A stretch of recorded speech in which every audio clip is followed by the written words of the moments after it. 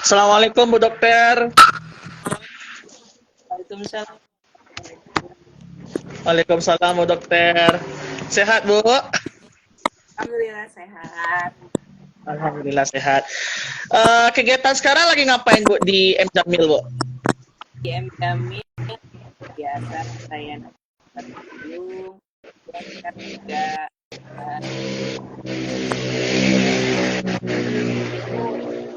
Oke. Walaupun puasa tetap semangat ya Bu ya. Iya. Kita mulai saja langsung ya Bu Zulda untuk bincang sore kita hari ini ya Bu. Oke. Baik, Assalamualaikum warahmatullahi wabarakatuh, sahabat literasi semuanya. Selamat datang di Bincang Sore Ramadan Rumah Baca Anak Nagari pada sesi kedua ini. Di hari pertama puasa ini, ya walaupun sudah sore, walaupun sudah jam 4, dengan segala godaan es-tehnya, dengan segala godaan martabak dan segala macamnya, tapi jangan sampai kita tergoda oleh semua hal yang seperti itu. Bersabar, 2 jam lagi kita akan berbuka puasa. Nah, sembari mengisi waktu berbuka puasa, spesial hari ini kita bersama Ibu Dr. Zulda. Beliau merupakan dokter dari Rumah Sakit M Jamil Padang. Nah, hari ini kita akan membahas mengenai bagaimana sih pola berpuasa, sekaligus kalau bahasa orang kedokterannya tata laksana ya Bu Dokter. Bisa. Ya, kita akan bahas bagaimana sih tata laksana para penderita kanker di saat puasa. Tapi sebelum itu, saya ingin membacakan dulu data terbaru. Ini izin dulu ya Bu Zulda, ada rencana kanker nasional yang dipublis oleh Kementerian Kesehatan pada tahun 2024 dengan judul Rencana Kanker Nasional tahun 2024 sampai 2034. Nah, di dalam Rencana Kanker Nasional, dalam data dari Kementerian Kesehatan disebutkan bahwa sekarang itu penderita kanker di Indonesia itu adalah penyakit dengan kematian tertinggi nomor 2 di Indonesia. Dan kalau kita cek di dalam data Kementerian Kesehatan, di dalam buku Rencana Kanker Nasional, itu kanker payudara merupakan kanker dengan penderita paling tinggi. Disusul dengan kanker paru, kemudian kanker kolorektal, leher rahim, sampai terbawahnya itu adalah kanker pankreas. Kemudian anak, bagi kanker anak, itu yang lebih tertingginya adalah leukemia limfoblastik. Kemudian disusul leukemia, sampai yang terbawah itu adalah tumor ganas. Nah, kemudian di data selanjutnya, di jumlah kasus kanker terhitung berdasarkan percobaan pertama registrasi kanker nasional, itu kanker payudara paling tertinggi dialami oleh wanita, sedangkan bagi laki-laki itu adalah kanker paru. Jadi kalau kita pecah berdasarkan jenis kelamin, kanker payudara itu adalah kanker dengan penderita tertinggi di Indonesia. Kemudian disusul dengan kanker paru dan lain-lain sebagainya. Nah, ini sangat mengejutkan karena dengan data yang sekian banyak ini dari Kementerian Kesehatan, yang jadi pertanyaan besar kita adalah, kalau seandainya ada penderita kanker, apakah boleh kita berpuasa di bulan Ramadan? Bagaimana tanggapan Bu Dokter? Ya, suara saya terdengar? Halo, ya Bu? Dengar ya? Kedengaran Bu? Ya. Baik, jadi mungkin kita awali dulu dengan apa sih yang disebutkan dan tambah proliferasi dari sel yang ada di dalam sel tubuh ini tidak terkendali, itu disebut kanker atau tumor. Tumor ganas ini memiliki karakteristik yang berbeda dengan nah, secara tumor ganas ini dia bisa berpadat atau bisa berupa nah,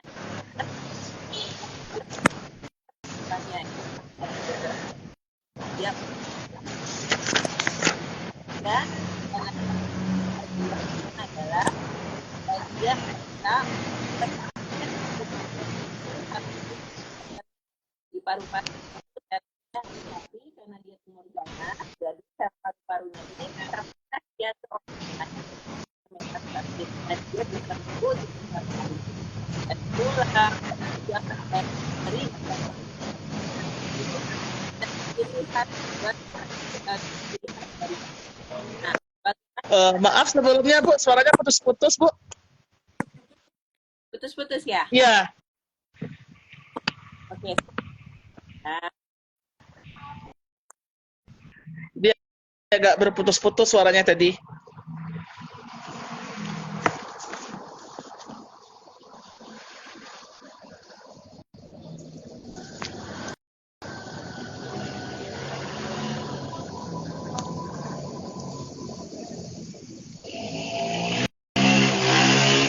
Sambil kita nunggu Bu dokternya. Nah, tadi suaranya agak terputus-putus tadi. Kita tunggu juga dulu.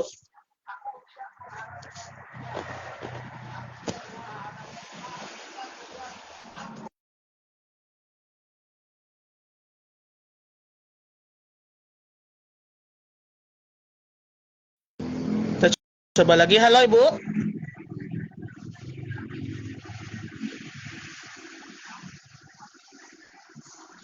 Mungkin sepertinya ada kendala teknis, mungkin sambil kita akan terus memfollow up ya.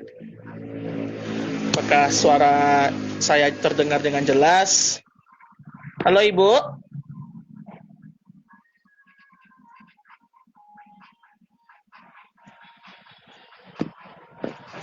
Ya, kita tunggu dulu sejenak sambil mungkin ada kendala jaringan mungkin. Jadi kita tunggu saja dulu.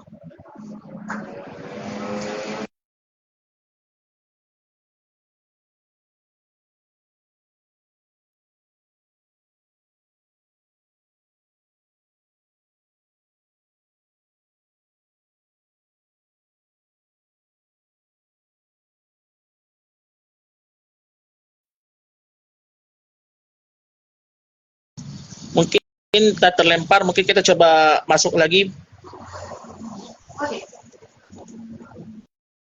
Semoga bisa masuk ya.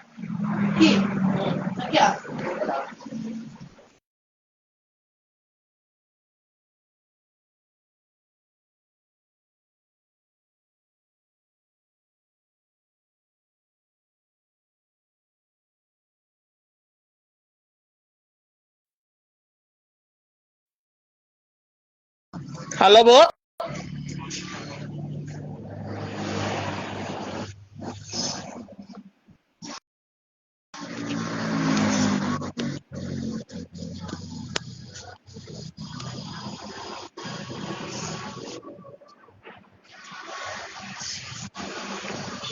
Coba lagi.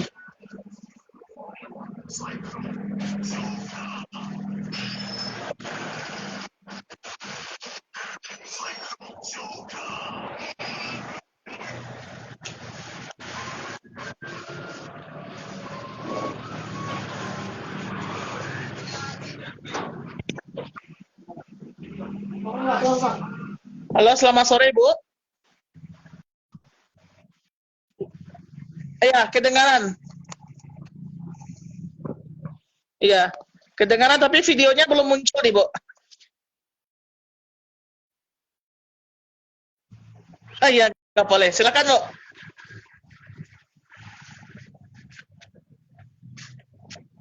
Oke, nggak apa. Lanjutkan. Boleh Bu, lanjut Bu.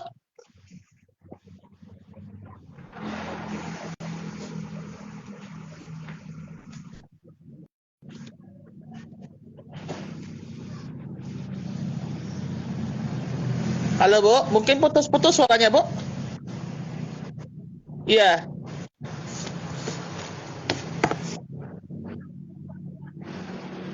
Boleh silakan Bu.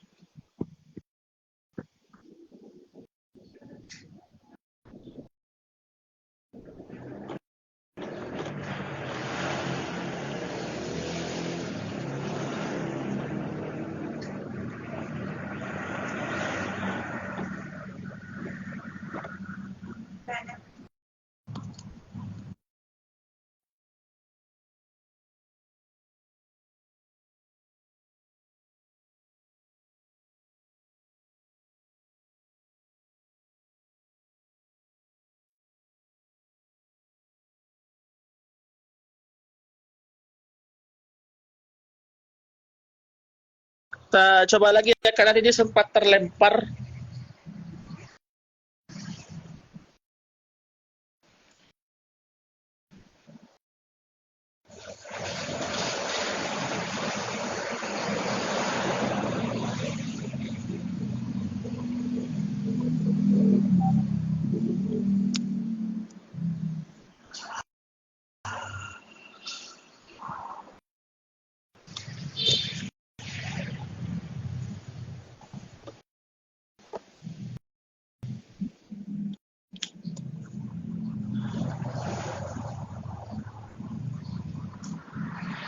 Kita coba dulu, mungkin karena ada kendala teknis di jaringan. Semoga beliau bisa masuk lagi.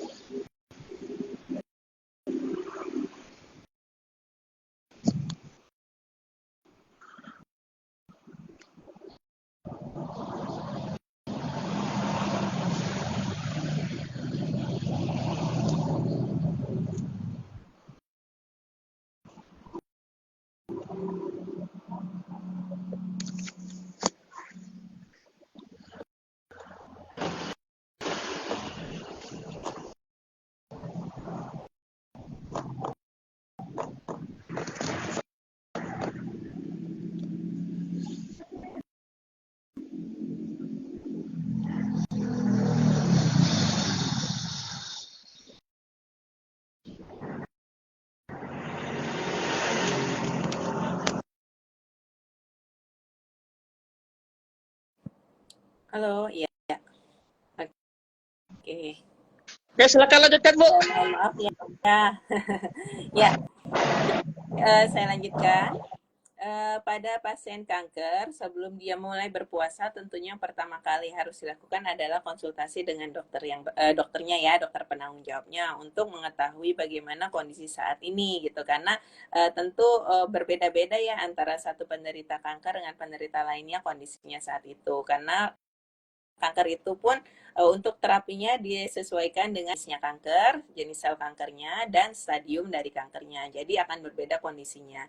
Ada pasien yang boleh melakukan puasa, ada yang tidak boleh. Kemudian yang perlu diperhatikan berikutnya adalah pengobatannya. Jadi saat ini dia sedang pengobatannya dalam tahap apa? Karena ada mungkin yang dilakukan kemoterapi, radioterapi, ataupun dengan obat-obatan yang mungkin ada efek sampingnya dari pengobatan tersebut.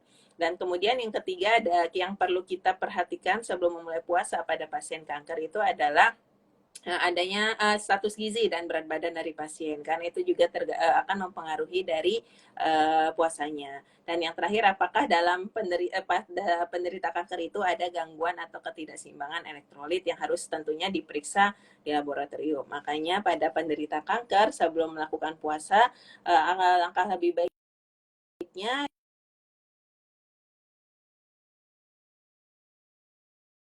kan konsultasi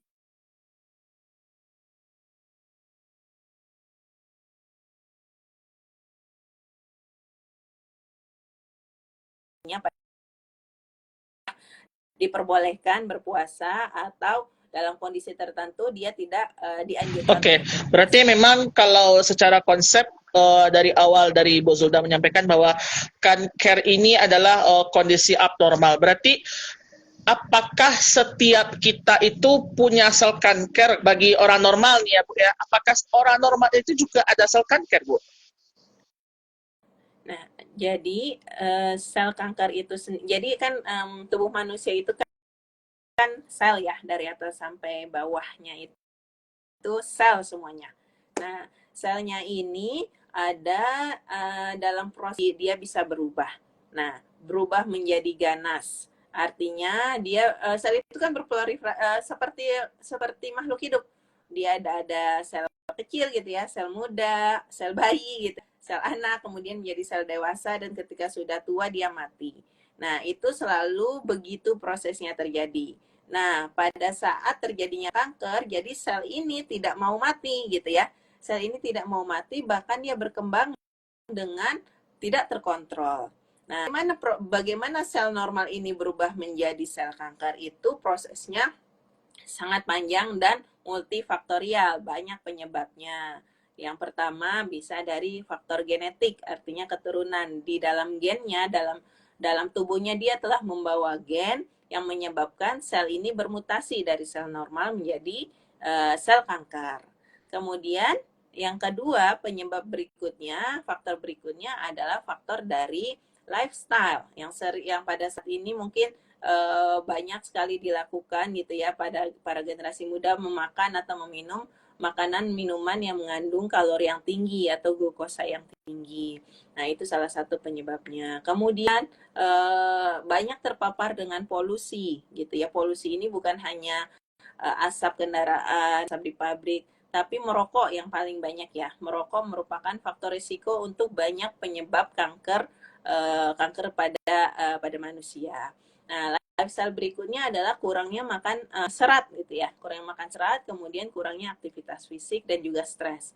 Nah, jadi penyebab kanker ini sangat banyak sekali. Nah, jadi ketika misalnya seseorang atau kita memiliki gen pembawa kanker, apakah dia akan selalu gitu ya menjadi kanker? Nah, itu dipengaruhi lagi sama faktor dari luar. Nah, jadi penyebab sel ini, sel normal ini berubah dari sel normal menjadi sel kanker itu penyebabnya sangat banyak. Dari faktor internal tubuh kita, genetik, kemudian juga dari faktor luar. Faktor luar itu tadi yang sudah saya sebutkan, faktor makanan, faktor lingkungan, faktor stres, dan segala macam. Nah, akumulasi dari inilah menyebabkan sel normal ini berubah perangainya jadi sel kanker. Gitu. Jadi, apakah kalau pertanyaannya apakah kita membawa faktor ataupun genetik kanker, ya kita bisa mengetahuinya dengan pemeriksaan genetik. Oke. Nah, berarti dok, kalau seandainya anggap seseorang itu kalau menurut dokter spesialisnya mungkin divonis menderita kanker, apakah langsung ujuk-ujuk kita ujuk-ujuknya gini, kalau misalkan seseorang itu terkena kanker atau misalkan saya terkena kanker, apakah langsung ujuk-ujuk kata dokter kita tidak perlu berpuasa atau bagaimana dok? Tentu tidak. Nah, jadi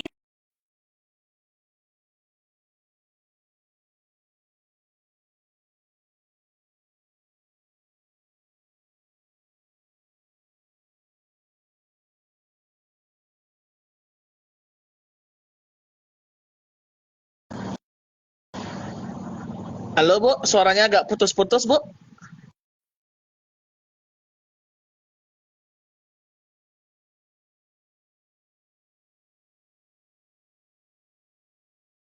gitu ya. Karena tentu kalau pasien kanker ini pengobatannya cukup panjang gitu ya. Jadi dia tergantung dari stadium kankernya. Ada yang selesai dengan open kanker pada stadium awal. Oke, lanjut Tapi Bu. pada Indonesia kemauan dari individualnya gitu untuk melakukan deteksi dini, sebagian besar kanker di Indonesia. Halo, masih terdengar suara saya? Kanker di Indonesia ini datang ke pelayanan kesehatan sudah stadium lanjut yang dimakan dalam waktu yang jangka lama. Nah, jadi sebelum memulai puasa tadi seperti yang saya sebutkan, pasien kanker harus berkonsultasi dengan dokter penanggung jawabnya karena dia yang dengan bantuan advis atau nasihat dari dokter penanggung jawabnya, penderita kanker ini tahu saya saat ini sedang dalam terapi apa. Jadi ketika konsultasi dengan dokter penanggung jawab, pasien ini tahu bahwa kondisi saya ini bisa loh berpuasa, kondisi saya saat ini tidak bisa berpuasa. Nah, jadi memang akan berbeda sekali untuk kebolehan gitu ya, ataupun apakah boleh pasien kanker ini berpuasa sangat individual sekali. Jadi tergantung kondisi pada saat puasa mau dilakukan. Nah, jadi yang pasien kanker yang biasanya atau tidak disarankan berpuasa itu, yang pertama adalah pasien yang sedang menjalani kemoterapi. Kenapa? Karena pada saat kemoterapi ada efek sampingnya itu mual atau muntah gitu ya. Jadi kalau misalnya mual atau muntah, ini bisa menyebabkan dehidrasi. Jadi tidak dianjurkan berpuasa atau gangguan elektrolit karena setiap muntah dia keluar elektrolitnya bersama muntahnya itu. Jadi pada saat pasien yang melakukan kemoterapi dianjurkan tidak berpuasa. Kemudian pasien kanker yang mengalami kehilangan berat badan yang banyak gitu ya. Nah, takutnya ketika berpuasa berat badannya semakin. Kemudian yang selanjutnya pasien yang dengan anemia berat, gitu. Pasien kanker tapi dengan anemia berat gitu. Nah, karena ini juga tadi salah satu efek dari kemoterapinya, dia menyebabkan pasien ini HB-nya turun gitu, karena dia menekan sistem darah gitu ya, sel-sel darah dengan kemoterapi tersebut. Nah, jadi dengan pemeriksaan laboratorium juga nanti dokter akan menganjurkan ini boleh berpuasa, pasien ini tidak boleh berpuasa. Oke. Nah, tadi dokter juga menyinggung bahwa pasien kanker itu kebanyakan berobatnya ketika sudah stadium lanjut, atau kalau parahnya itu kan ada stadium 4. Nah, kenapa masyarakat kita, di masyarakat Indonesia khususnya, atau di Sumatera Barat, kenapa masyarakat itu ketika pemeriksaan kanker, dia baru sadar kalau dia tuh kena kanker udah stadium akhir. Kenapa tidak saat stadium awal mereka melakukan pemeriksaan? Apakah karena gejalanya tidak nampak atau bagaimana, Bu Dokter? Nah, ini sekarang ada namanya, mungkin kalau pernah dengar, adalah pemeriksaan, adanya cek pemeriksaan kesehatan gratis pada saat puasa, pada saat ulang tahun yang baru Menkes gitu ya.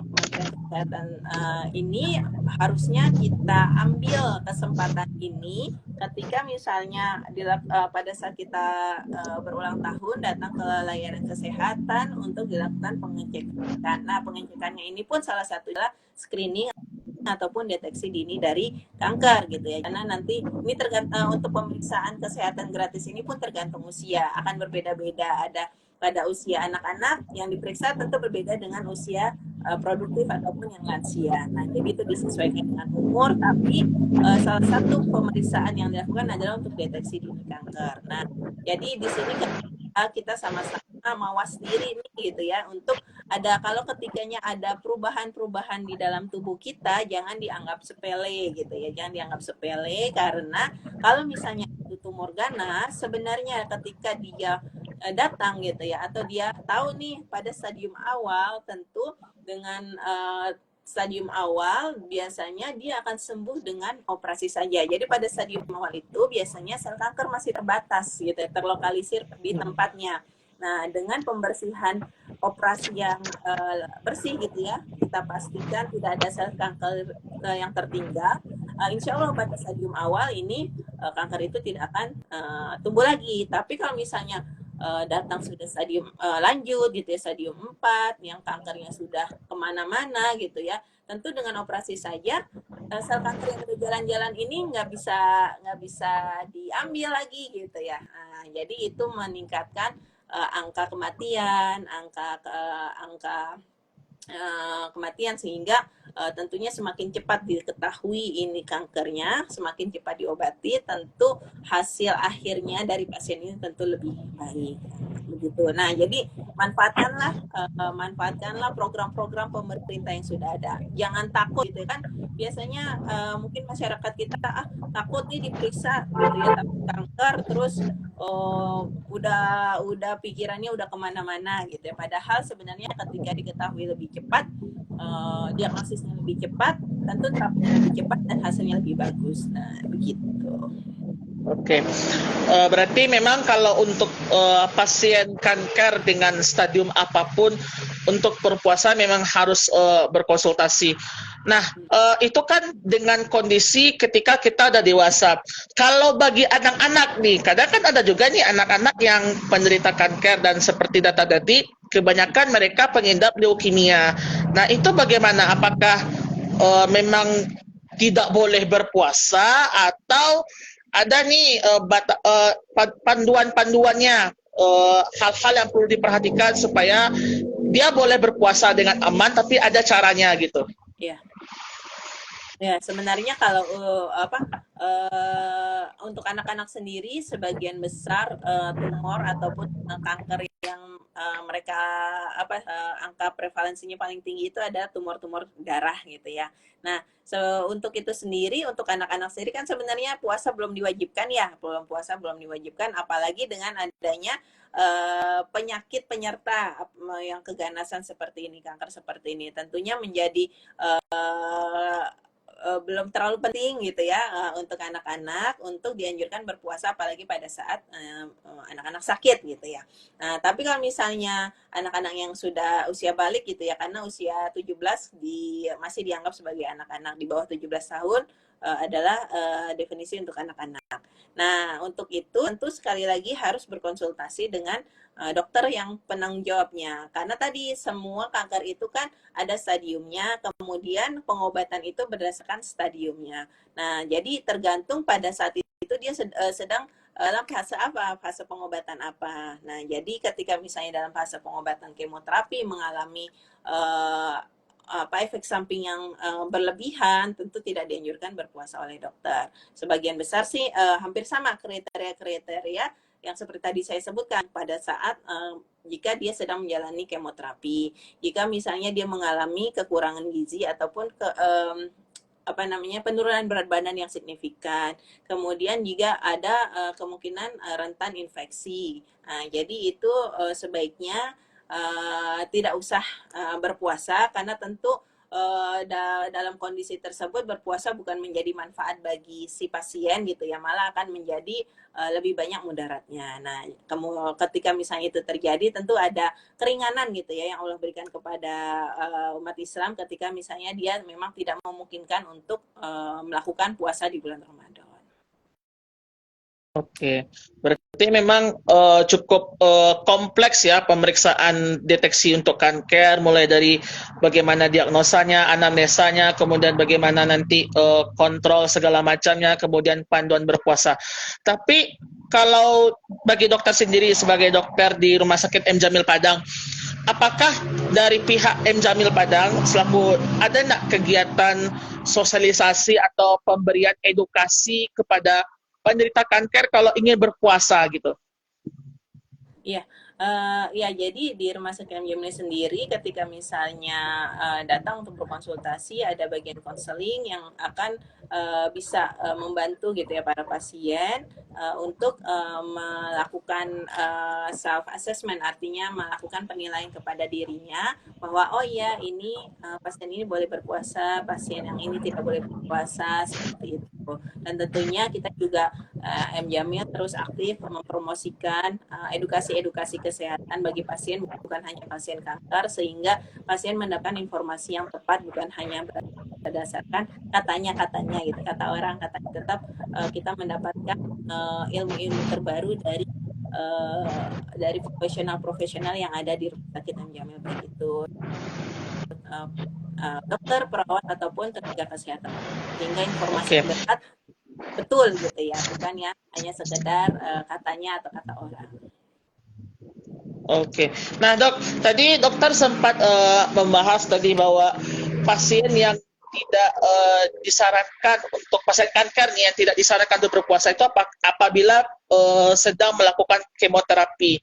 Tetapi kalau seandainya dia melakukan terapi radiologi atau terapi yang bersifatnya radiologi, itu apakah juga tidak diperkenankan berpuasa, dok? Yang untuk radiasi ya, radiasi ini adalah terapi sinar gitu ya, terapi sinar. Jadi dengan sinar radioaktif dia ditembakkan ke tempat lokasi kankernya berada. Nah, biasanya kalau pada radioterapi ini dia terlokalisir. Jadi sinarnya itu tidak akan mengenai seluruh tubuh gitu ya. Jadi sinarnya itu akan diarahkan pada tempat di mana lokasi tumor itu atau kanker itu berada, sehingga dia lebih terlokalisir gitu ya. Bedanya dengan kemoterapi ini obatnya dimasukkan melalui darah gitu. Artinya kalau obat yang dimasukkan melalui darah, tentunya obat itu akan beredar ke seluruh tubuh sehingga seluruh tubuh akan merasakan efek dari obat kemoterapi tersebut. Nah, itu makanya berbeda dengan terapi radioterapi gitu ya, sehingga radioterapi ini terlokalisir. Tentunya ketika mungkin terlokalisir pada kondisi-kondisi tertentu bisa pasien ini berpuasa. Kenapa? Karena efek sampingnya biasanya hanya akan dirasakan pada daerah yang mengalami radiasi itu sendiri, misalnya radiasi di daerah ketiak atau di daerah kepala dan leher seperti itu. Nah, jadi yang akan terdampak adalah lokasi tidak ada yang menyebabkan dia efek sampingnya terlalu berat. Biasanya pasien-pasien dengan radioterapi itu lebih dibolehkan gitu untuk melakukan puasa. Oke, nah dok, kalau kita berbicara mengenai pengobatan untuk pasien kanker, tadi dokter sudah menyebutkan ada radiologi, kemudian ada kemoterapi. Nah, sejauh ini dok di Indonesia apakah ada pengobatan kanker atau operasi kanker yang istilahnya itu memang langsung mengangkat atau menghilangkan sel kanker secara langsung gitu dok? Ya, jadi seiring dengan berkembangnya teknologi, jadi kanker ini pengobatannya sangat beragam sekali dan sangat personal sekali. Jadi akan berbeda misalnya kanker paru pada pasien A dengan kanker paru pada pasien B, ternyata dia dikasih obat misalnya kemoterapi, sedangkan yang satu dikasih obat-obatan secara minum saja. Nah, jadi perkembangan teknologi inilah yang istilahnya sekarang terapi targeted, artinya pengobatan kanker akan mencari mutasi genetik yang ada pada pasien tersebut. Nah, jadi caranya tadi sampel pasiennya yang tumornya gitu, yang kankernya diangkat gitu, kemudian dilakukan pemeriksaan molekuler di laboratorium atau pemeriksaan genetik sehingga diketahui oh pada pasien ini terdapat mutasi gen ini, pada pasien ini ternyata mutasi gennya bukan mutasi gen yang ini tapi gen yang lain. Nah, perkembangan teknologi itulah obat-obatan yang sedang dilakukan penelitian berdasarkan mutasi genetiknya tersebut. Nah, jadi pada saat ini sudah berkembang sangat pesat, tapi memang itu salah satu kekurangannya mungkin ya penata laksanaan kanker di Indonesia, bahwa mungkin pengobatan ini masih sangat terbatas. Kenapa? Obat-obatannya itu mahal gitu ya. Obat-obatannya itu mahal dan belum semua ditanggung oleh asuransi kesehatan yang ada di Indonesia. Nah, jadi ketika misalnya mau mencoba pengobatan tersebut, tentu akhirnya pasien harus membayar lebih untuk mengambil ataupun mendapatkan obat-obatan tersebut yang harganya masih sangat mahal. Nah, jadi belum semua obat-obatan tersebut ditanggung oleh asuransi kesehatan di Indonesia. Sudah ada beberapa, tapi belum semua. Nah, dengan berkembangnya teknologi saat ini pengobatan kanker sudah sampai ke terapi gen gitu ya.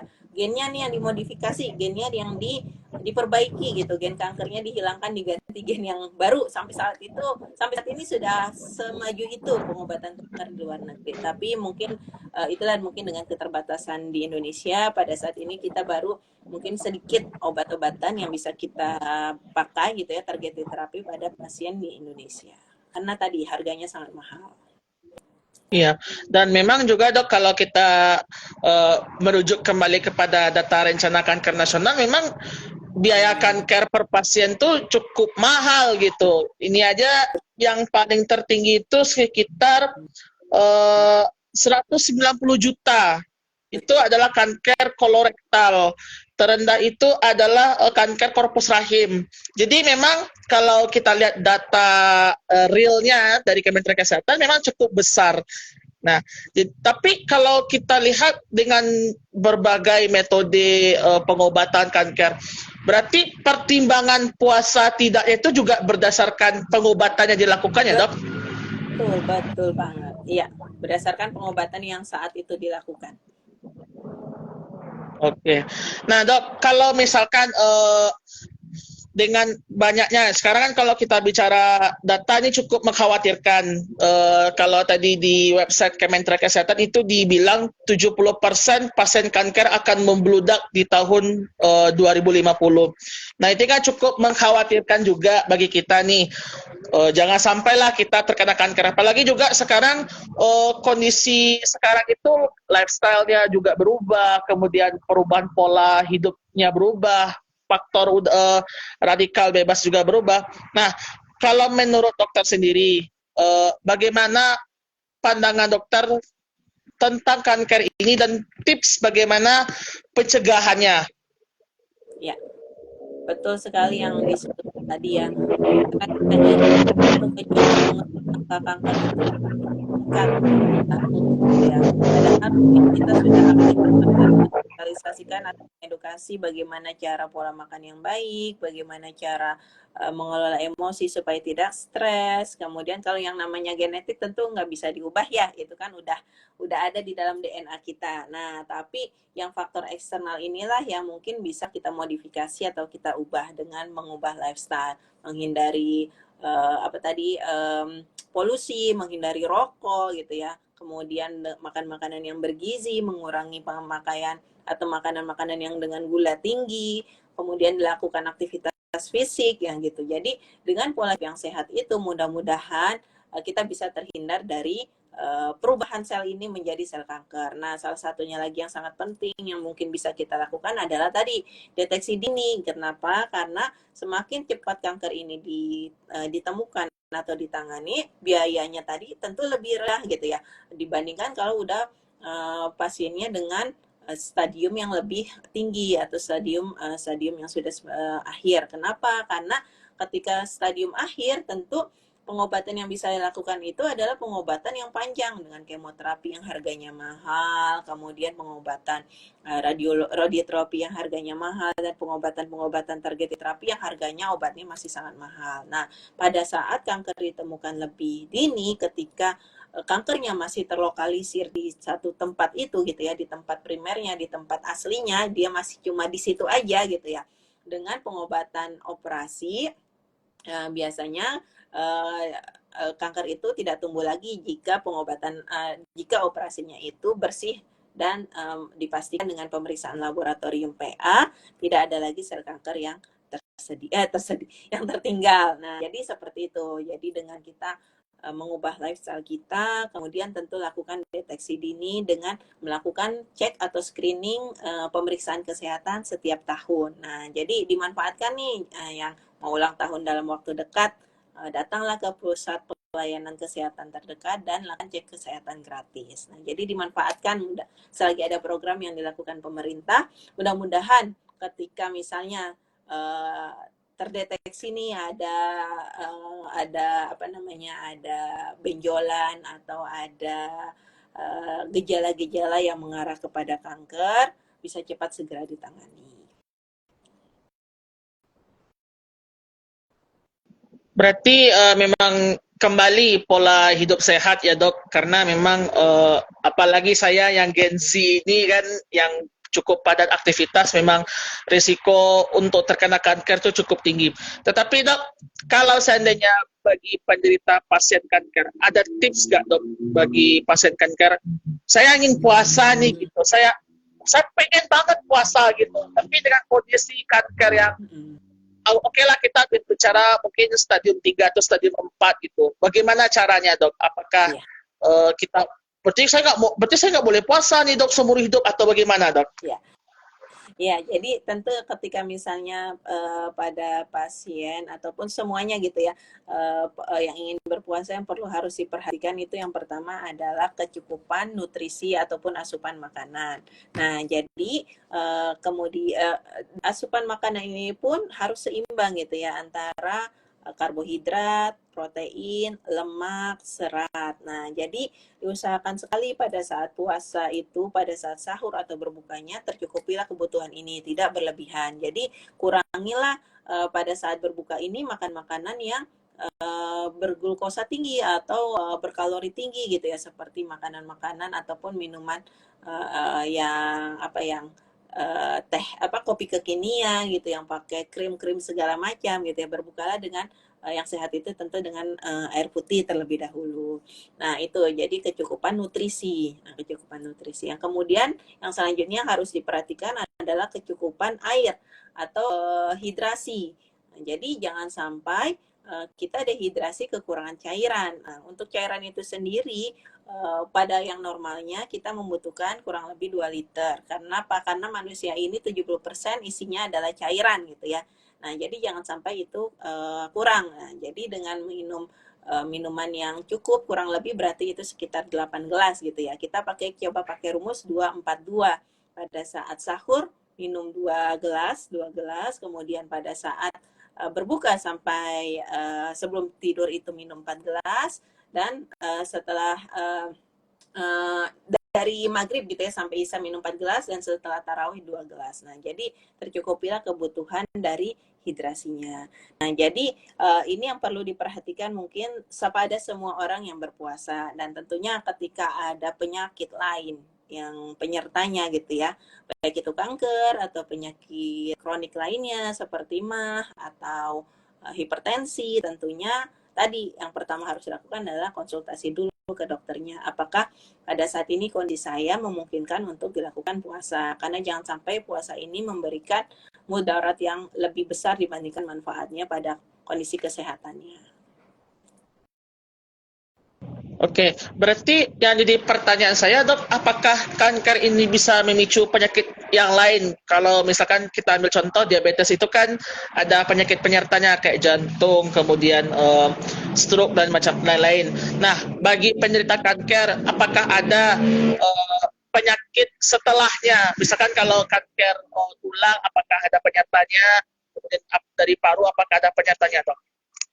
Ya, jadi pada penyakit kanker ini yang ditakutkan itu sebenarnya adalah mungkin metastasisnya gitu ya. Kenapa ketika metastasis artinya selnya ini sudah kemana-mana gitu ya, selnya itu udah menyebar kemana-mana. Nah, ketika misalnya sel ini tumbuh di tempat lain, misalnya dari payudara nih, dia udah sampai di ginjal. Nah, tentu itu akan merusak fungsi ginjal. Kenapa dia ada di ginjal, dia bertambah banyak di sana, tentu ginjalnya ini akan mengalami masalah, bisa nanti terjadi gagal ginjal ataupun nanti yang lainnya gitu ya. Jadi yang pertama itu adanya metastasis ke tempat lain menyebabkan penyakit ataupun kelainan di organ tersebut, di organ yang tempat selnya itu jauh gitu ya.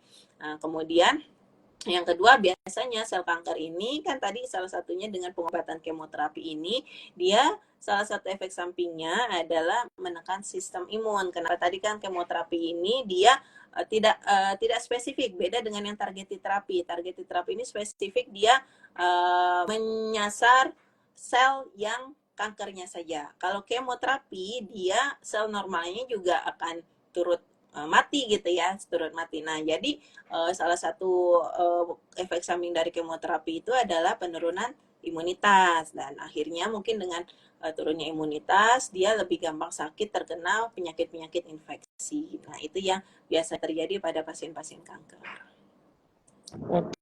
Oke, berarti memang setiap kita melakukan pengobatan itu juga perlu dipikirkan resikonya yang terjadi, juga harus dipikirkan juga hal yang dampak positif negatifnya ya, Dok.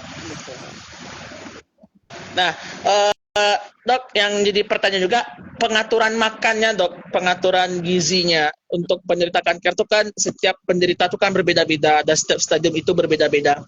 Nah, apakah ada pertimbangan dari dokter atau dari ahli gizi, misalkan kalau dia berpuasa, dalam kondisi berpuasa, apakah semua penderita kanker itu sama saja atau ada misalkan takaran per masing-masingnya, itu tergantung jenisnya dan kondisinya?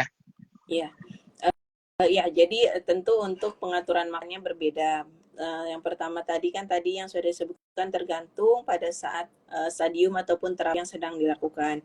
Kemudian yang kedua tentunya tergantung dari badan status gizinya gitu ya, status gizinya pada saat itu. Misalnya pada saat biasanya pasien kanker itu kan akhirnya ya kurus gitu ya, kekurangan gizi. Kenapa? Sel kanker ini kan dia bertambah gitu ya, proliferasi itu tambah banyak.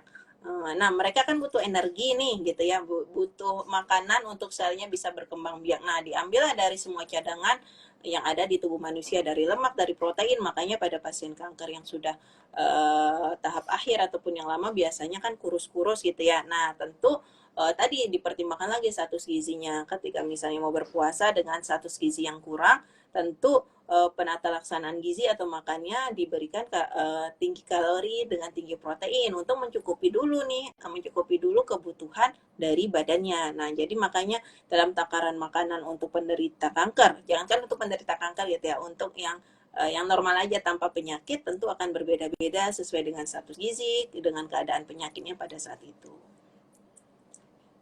Oke, berarti memang uh, ada perbedaan-perbedaan teknis dalam pengaturan status gizi antara penderita kanker yang ini dengan penderita kanker yang ini. Dok juga ingin memberikan sedikit pencerahan bagi generasi muda. Generasi muda sekarang ini kan mungkin dokter sudah tahu dan kita juga semua sudah mengetahui bahwa banyak sekali aktivitas-aktivitas generasi muda yang sayangnya itu mencelakai, dalam tanda kutip mencelakai diri sendiri dalam segi kesehatan, mungkin seperti makan makanan yang tidak sehat, kemudian kemudian alkohol dan rokok. Nah, itu kan kadang kalau kita kasih penjelasan, contohnya merokok gitu, ketika ada orang yang merokok kita kasih pemahaman, pasti dia akan denial, oh enggak kok, saya aman-aman aja kok gitu.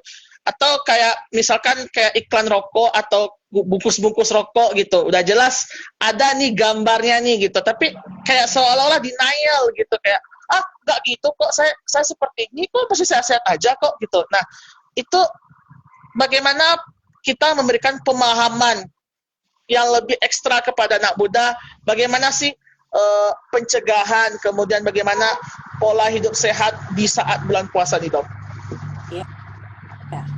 Nah, mungkin itu ya pada adik-adik saya semua gitu, ketika mungkin pada saat mudanya merasakan pada saat ini baik-baik saja kok gitu ya, dengan melakukan segala aktivitas yang mungkin tidak dianjurkan oleh tenaga kesehatan gitu ya.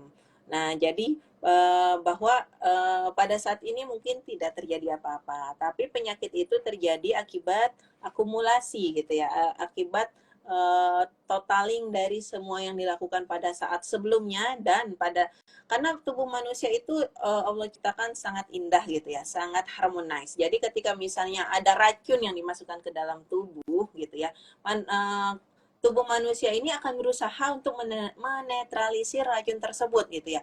Dibuang melalui hati, dibuang melalui urin, dibuang melalui feses gitu ya. Nah, ya itulah yang dilakukan tubuh. Dia bekerja keras untuk membuang racun-racun yang ada ya, atau yang kita masukkan dengan sengaja ke dalam tubuh kita. Nah, tapi sel-selnya ini punya batasan gitu ya. Ketika misalnya udah itu terjadi berulang-ulang gitu ya, tentu akan mengakibatkan selnya ini akhirnya berubah dari sel normal menjadi sel patologis, sel yang sudah tidak normal lagi. Nah, itu ada proses, makanya ketika pada saat udah tidak dibiasakan dengan lifestyle yang bagus, tentunya yang pertama lifestyle-nya ini akan terbawa sampai tua. Lifestyle yang tidak bagus ini akan terbawa sampai tua dan akhirnya mudah sekali sel-sel yang normal ini akan berubah menjadi abnormal yang pada saat beberapa tahun kemudian baru akan mengakibatkan atau efeknya terasa pada tubuh kita. Nah, itu tadi mungkin kita sama-sama ya di sini mungkin ada teman-teman dari RBAN yang jadi influencer nih, bagaimana memberikan edukasi, bagaimana caranya hidup sehat gitu ya, bahwa tubuh kita ini sebenarnya bukan punya kita, tubuh kita ini titipan Allah, artinya titipan itu harus dijaga gitu ya, harus dijaga. Nah, jadi itu yang mungkin kita sama-sama mengedukasi bersama-sama bahwa tubuh kita ini bukan milik kita sehingga harus dijaga. Kenapa? Karena tentu yang akan merasakannya nanti kita sendiri. Oke, berarti memang kunci utama adalah pola hidup dan lifestyle bagi anak muda. Kita juga berharap ya Dok, semoga memang Indonesia Emas 2045 seperti yang diharapkan oleh seluruh masyarakat Indonesia, memang anak-anak muda ini menjadi pelanjut bangsa ke depan dan juga mereka lah yang akan menjadi istilahnya itu agen utama garda terdepan kesehatan, karena kita jangan sampai ke depannya angka ini akan semakin meningkat. Nah, itu kita mengkhawatirkan seperti itu, Dok. Betul sekali. Oke.